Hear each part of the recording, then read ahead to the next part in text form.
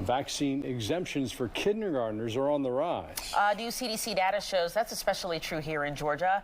Fox 5's Joy Dukes spoke with one doctor who's sounding the alarm on what he believes may be the result of pandemic-era misinformation. On average, kindergarten vaccination exemption rates across the nation nearly doubled last school year. Now, one family care doctor I spoke with says he believes misinformation during the height of the COVID-19 pandemic is to blame.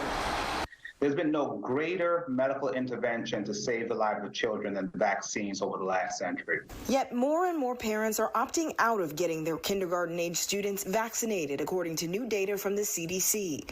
In Georgia, data shows nearly 5% of kindergarten students had exemptions during the 2021-2022 school year, the highest percentage in the Southeast. It seems that there is a downtake over the last 2 years in the percentage of children who are being vaccinated against common illnesses such as chickenpox, measles, mumps, rubella. Dr. Cecil Bennett of Noonan Family Medical Associates called it a byproduct of misinformation about vaccines that spread during the COVID-19 pandemic. Well, the concern, of course, is whether or not enough children don't get vaccinated where we begin another, for lack of a better term, pandemic. He says while the numbers are concerning, they aren't significant enough for parents of vaccinated children to panic. Fortunately, the vast majority of children, greater than 90%, are vaccinated, so we're still in a position of herd immunity. He tells Fox 5 he hopes more parents with questions about vaccines will look at the data and facts that support the use of them. It's estimated that between 2000 and 2021, that greater than 50 million children are alive